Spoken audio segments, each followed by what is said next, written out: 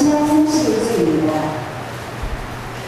그때 베드로가 나와 이르되 주여 형제가 내게 죄를 범하면 몇 번이나 용서하여 주리이까 7번까지 하오리이까 예수께서 이르시되 내게 이르노니 7번뿐 아니라 7번은 7번까지라도 할지니라. 그러므로 천국은 그 종들과 결산하여 어떤 인물과 같으니 결산할 때에 10,000달란트 빚진 자 하나를 데려오매 갚을 것이 없는지라 주인 명하여 그분과 아내와 자식들과 모든 소유를 갚아라 갚게 하라 하니 그 종이 엎드려 절하며 이르되 내게 참으소서 다 갚으리이다 하거늘 그 종의 주인이 불쌍히 여겨 우어며 그 빚을 탕감하여 주었더니 그 종이 나가서 자기에게 그때 나이로 빚진 한 사람을 만나 이끌어 목을 잡고 이르되 빚을 갚으라 하니 그 누군가 엎드려 간구하여 이르되 나에게 참아주소 갚으리이다 하되 허락하지 아니하고 이에 가서 그가 빚을 갚도록 오게 가져오늘 그 눈물을 입것을 보고 몹시 딱하게 여겨 주인에게 가서 그 일을 다하니 이에 주인이 그를 데려다가 말하되 아건소나 내가 보기에 내가 내 빚을 전부 탕감하여 주었거늘 내가 너를 불쌍히 여긴 바 같이 너도 내 종이를 불쌍히 여기니 마땅하지 아니하냐 하고 주인이 노하여 그 빚을 다 갚도록 그를 옥졸들에게 넘기니라.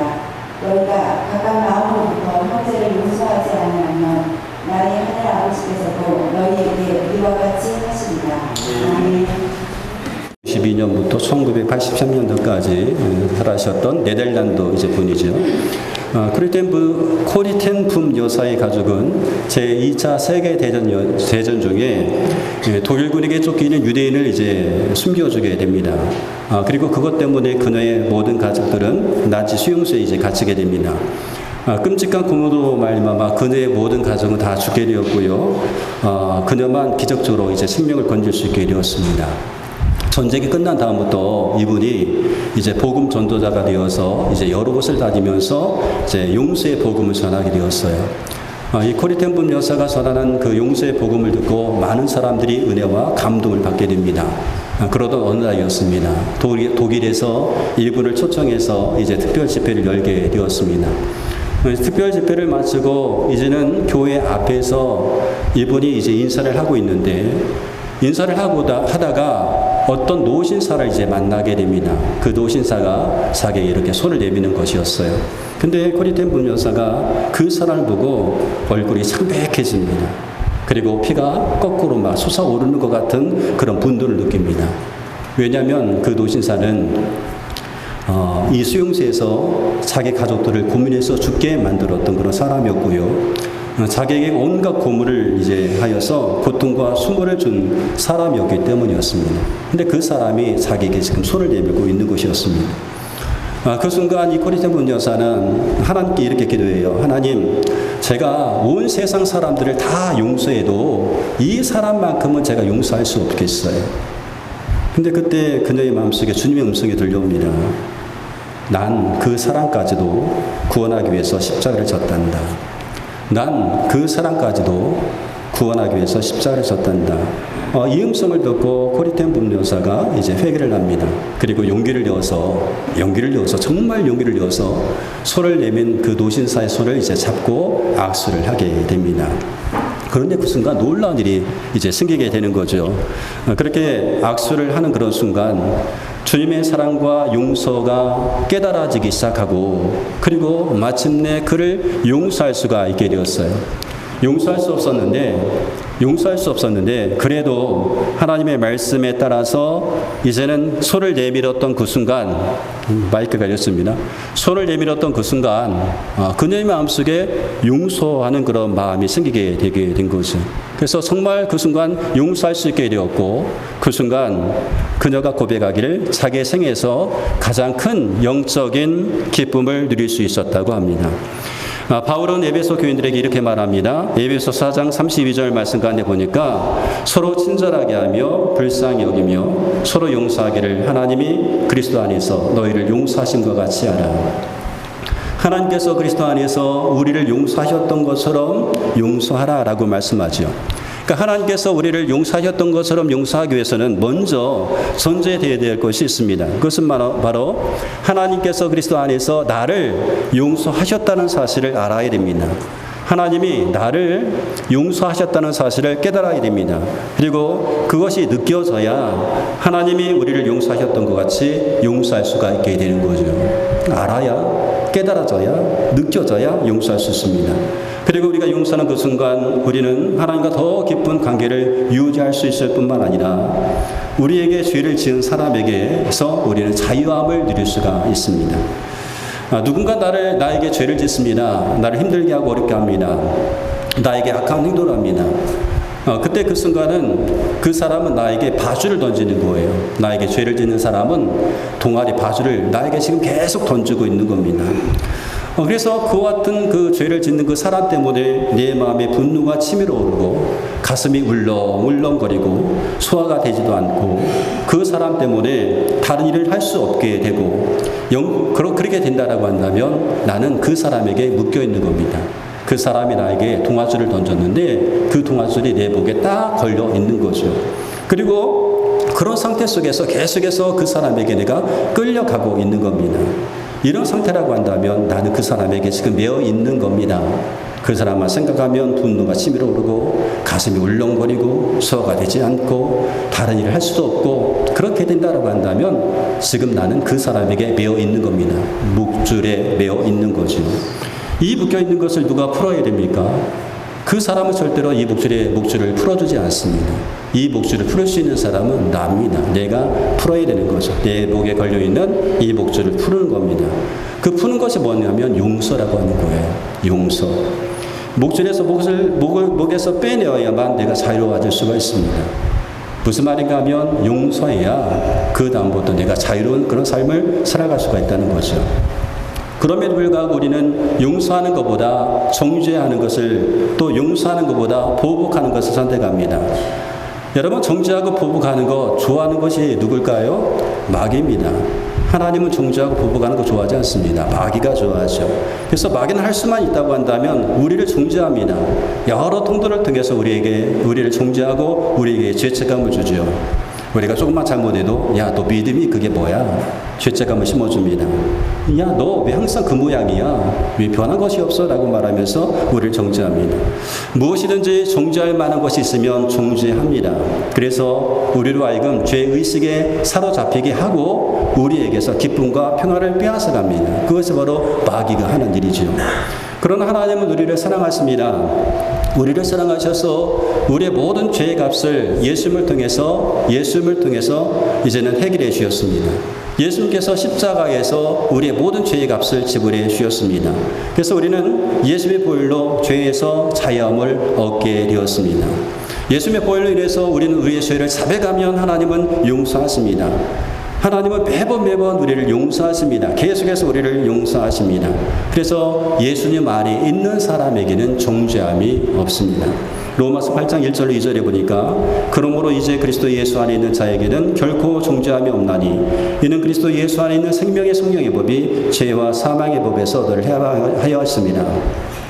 하나님께서 나를 용서하심으로 하나님 우리를 용서하심을 통해서 우리에게 자유함을 주셨어요. 우리가 이 사실을 할 때에 그리고 우리가 이것이 느껴질 때에 그때서야 비로소 용서하는 것이 가능해집니다. 그리고 용서가 될 때에 그때의 그 순간 우리는 이전에 경험하지 못했던 영적인 기쁨을 누릴 수가 있게 됩니다. 베드로가 예수님께 와서 물어요. 주님, 내 형제가 자꾸 내게 죄를 지으면 내가 몇 번이나 용서하면 되겠습니까? 7번이면 되겠습니까? 이런 질문을 던져요. 그 당시 랍비들은 3번까지 용서라고 가르쳤습니다. 그런데 지금 베드로는 7번을 제안하고 있는 거예요. 아마도 베드로는 예수님께 이 질문을 던지면서 이 예수님을 통해서 이런 말씀을 기대했을 거예요. 아, 그래, 그 정도면 되었지. 3번도 많은데 7번이라고? 7번이면 충분하지. 그런 말을 기대했을 거예요. 그런데 예수님께서 베드로가 기대했던 그 기대에 어긋나는 대답을 하십니다. 22절에 보니까 7번만이 아니라 70번씩 7번이라도 하여야 한다. 7번씩 70번까지 한다고 한다면 사실 490번을 용서하라는 말이잖아요. 490번이라는 말은 무슨 말인가 하면 그러니까 무한적으로 용서하라, 용서해줘라 라고 하는 거예요. 끊임없이 용서하라, 그런 말씀 아니겠어요? 그리고 이어서 예수님께서 비유로 이제 설명을 하십니다. 1만 달란트 빚진 종이 임금님 앞에 서 있습니다. 1만 달란트는 당시 사람들이 상상할 수 없는 그런 액수였습니다. 금액이었습니다. 1달란트는 6천 데나리온. 한 데나리온은 노동자의 하루 품삯. 그러니까 노동자 하루 품삯을 10만 원으로 따지면 1달란트는 6억이 되는 것이고 1만 달란트는 6조입니다. 그러니 종이 무슨 수를 써서 이 돈을 갚을 수가 있겠어요? 그러니까 임금님은 네 몸을 팔아서라도 그리고 네 가족을 팔아서라도 빚을 갚으라고 합니다. 그런데 그렇게 팔아도 갚을 수 없는 돈이었어요. 그랬더니 1만 달란트 빚진 자가 임금님 앞에 무릎 꿇고 애원합니다. 참아주십시오. 조금만 참아주시면 다 갚겠습니다. 그런 종을 임금님은 가엾게 여겨서 그를 놓아주면서 그의 빚을 다 탕감해 줍니다. 이 종이 나갔어요. 나가다가 자기에게 100데나리온 빚진 동료를 만나게 됩니다. 빚진 동료를 만나게 되었는데 그 동료를 보자마자 어떻게 막 달려가서 멱살을 잡고 목을 잡고 흔들면서 얘기하는 거예요. 너 빚 갚아라. 빚 당장 갚아라.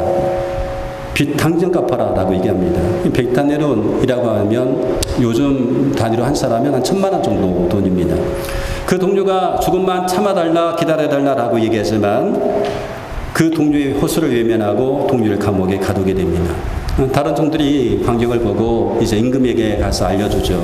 그러자 임금이 1만 달란트 빚졌는 사람을 다시 불러들여서 이렇게 말합니다. 32절에 보니까 악한 종아 네가 빌기를 내가 네 빚을 전부 탕감하여 주었거늘 내가 너를 불쌍히 여긴 것 같이 너도 내 동료를 불쌍히 여김이 마땅하지 아니하냐. 그리고 괘씸하게 여겨서 감옥에 쳐넣게 됩니다. 그리고 예수님께서 이 비유를 마치신 다음에 하신 말씀이 있어요. 35절에 보시면 너희가 각각 마음으로 형제를 용서하지 아니하면 나의 하늘 아버지께서도 너희에게 이와 같이 하시리라.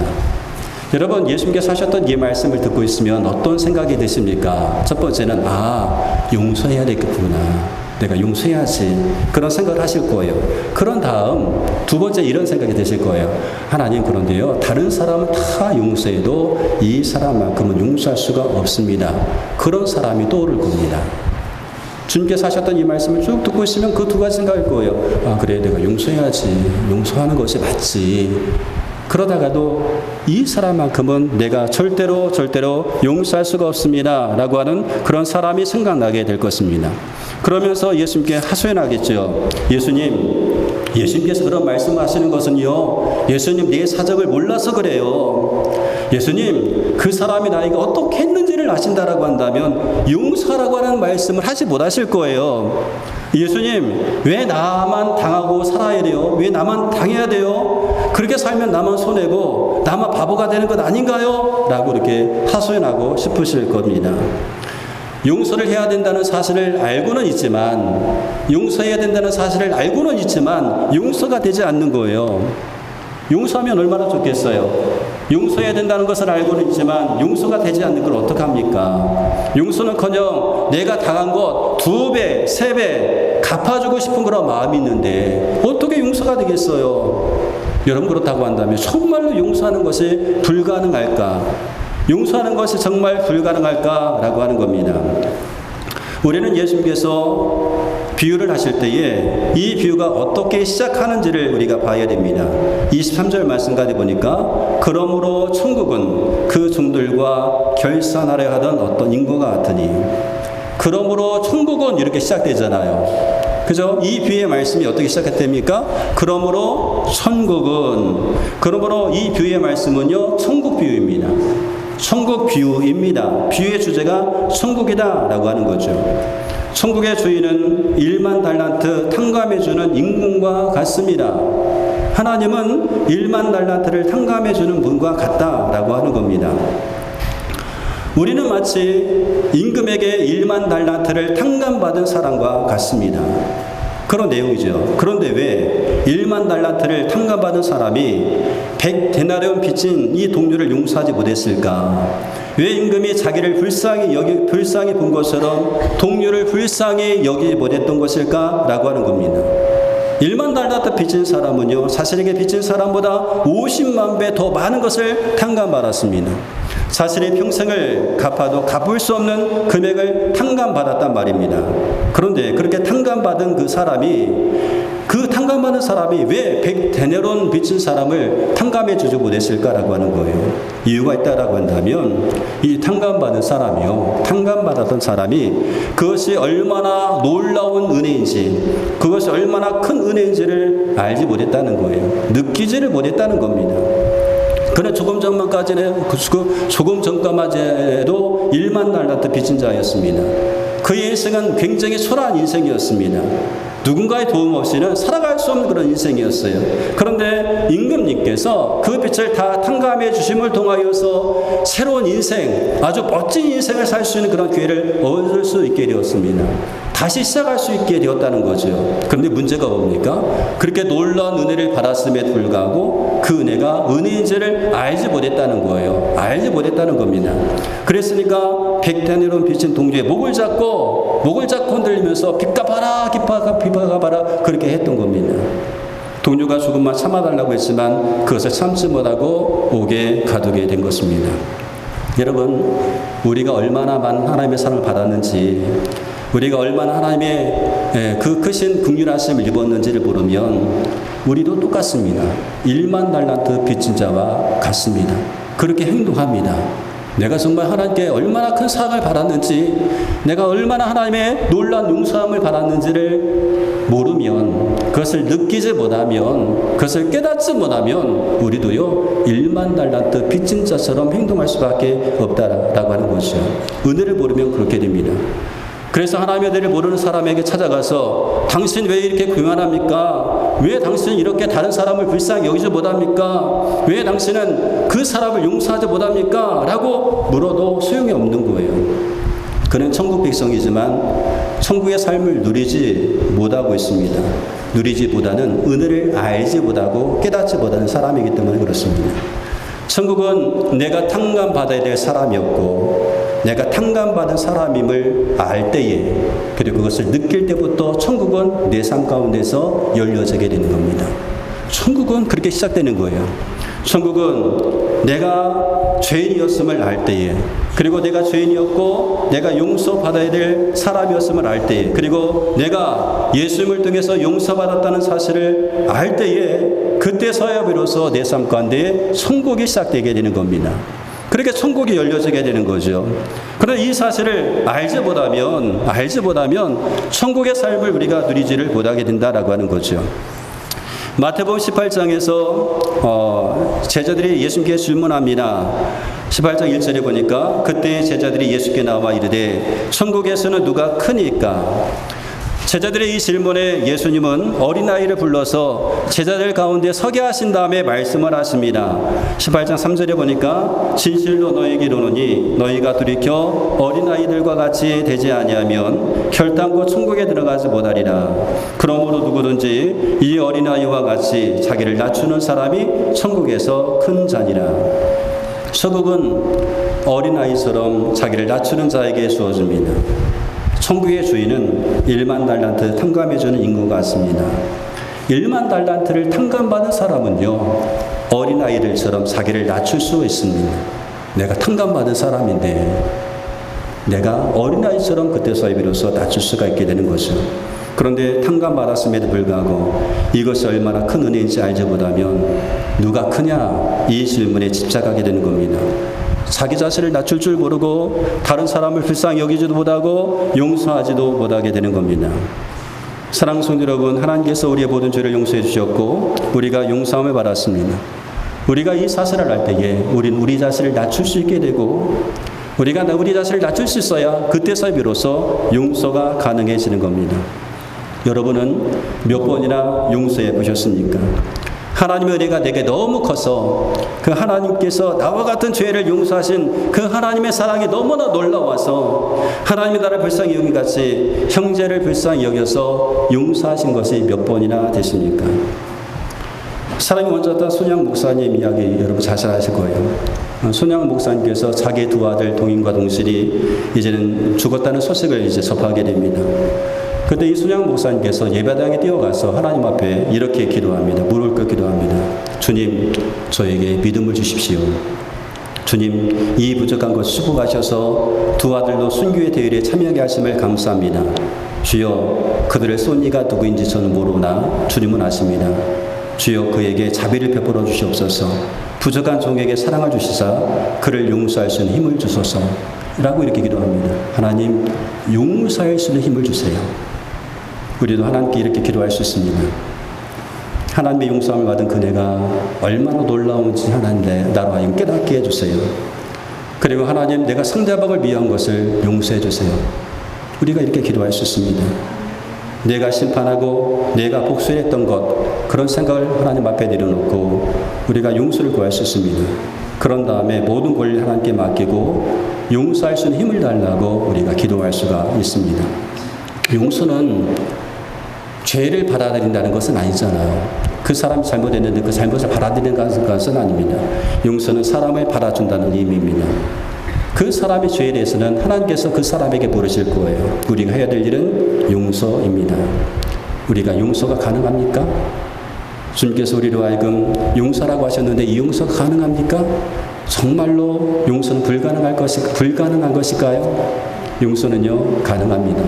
우리가 하나님의 은혜를 알고 하나님의 은혜를 깨닫고 우리가 느끼고 있다라고 한다면, 내가 하나님께로부터 1만 달란트 빚진 자였는데 그 빚을 다 탕감해 받았다는 그 사실을 우리가 안다면, 그리고 그것을 느낀다라고 한다면 그때서야 비로소 우리는 용서할 수가 있습니다. 그러나 여러분, 우리가 그 사실을 알지 못하면, 느끼지 못하면 그것이 얼마나 큰 은혜인지, 그 사랑인지를 우리가 경험하지 못한다고 한다면, 여러분, 우리가 용서는 불가능합니다. 용서가 가능해지려면 먼저 하나님이 내게 베푸신 그 은혜, 하나님이 내게 베푸신 그 용서, 그 국률하심을 알아야 됩니다. 깨달아야 됩니다. 그때서야 비로소 가능해집니다. 21절 22절 말씀 한 번 더 있습니다. 주여, 형제가 내게 죄를 범하면 몇 번이나 용서하여 주리이까? 7번까지 하오리까? 예수께서 이르시되 내게 이르노니 7번뿐이 아니라 70번을 7번까지라도 할지니라. 우리 함께 찬양 드리겠습니다. 우를 나는